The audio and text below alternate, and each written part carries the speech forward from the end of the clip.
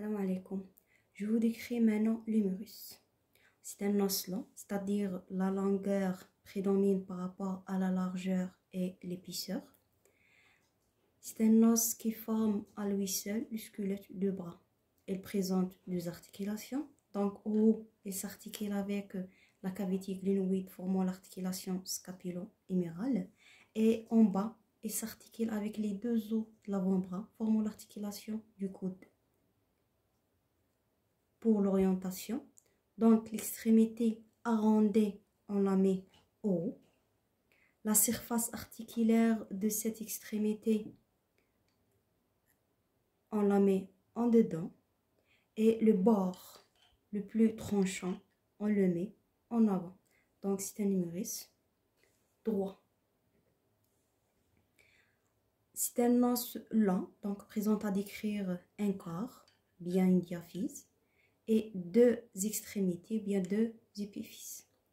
Pour la diaphyse, donc elle est cylindrique au haut, donc cylindrique au haut, aplatée triangulaire en bas, présente à décrire trois faces, trois bords.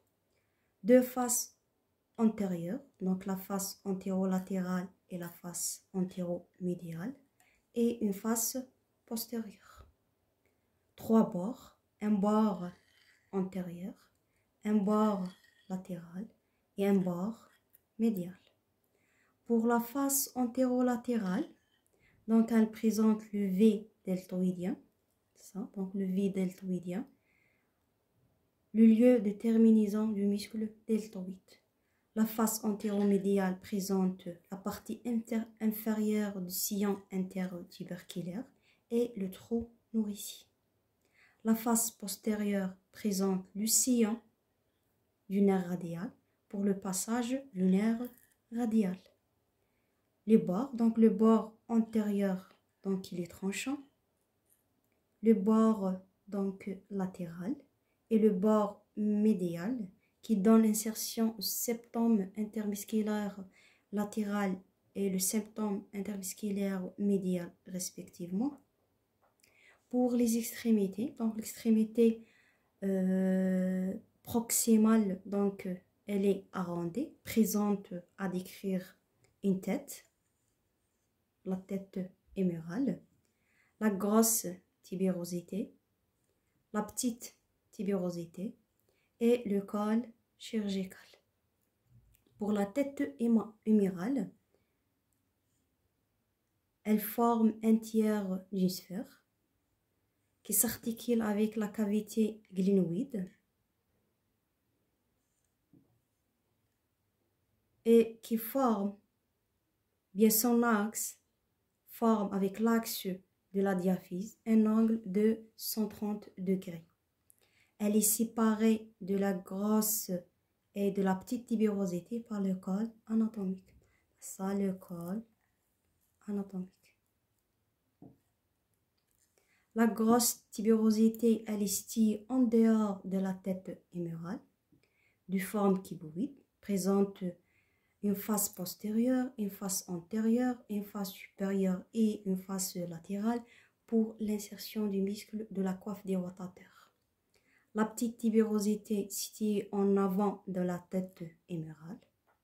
Entre la petite tibérosité et la grande tibérosité, donc on a le sillon intertuberculaire qui va se transformer en un canal par le ligament transverse et qui livre passage au tendon de muscle biceps. Le col chirurgical, donc c'est la partie rétrécie de l'os qui sépare l'extrémité proximale de la diaphyse humérale. Donc ce col, il est en rapport avec le nerf axillaire qui le cravate en arrière. L'extrémité aplatée, donc bien l'extrémité distale, donc elle est aplatée, présente deux parties, bien deux massifs, un massif articulaire et un massif non articulaire. Pour le massif articulaire, il est formé par le capitellum et la trochlée, couramment appelée la palette humérale. Donc le capitellum en forme arrondie, non visible en arrière. La trochlée en forme d'une poulet avec deux parties séparées par une gorge. Entre le capitellum et la trochlée, donc on a la zone conduite. Pour le massif non articulaire, donc on a l'épicondyle latéral et l'épicondyle médial. Vous remarquez ici donc l'épicondyle médial qui est bien développé par rapport à l'épicondyle latéral. Donc elle présente deux faces, une face antérieure et une face postérieure. La face postérieure présente une gouttière pour le passage du nerf ulnaire. Ensuite, sur cette extrémité, on a trois fossettes.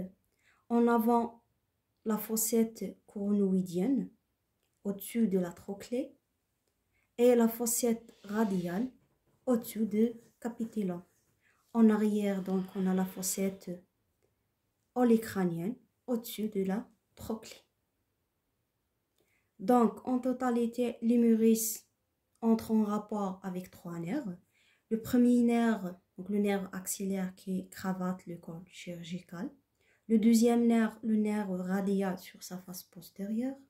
Et le troisième nerf, le nerf ulnaire sur la face postérieure de l'épicondyle médial. Voilà donc en ce qui concerne l'humérus. À la prochaine séance, Inch'Allah.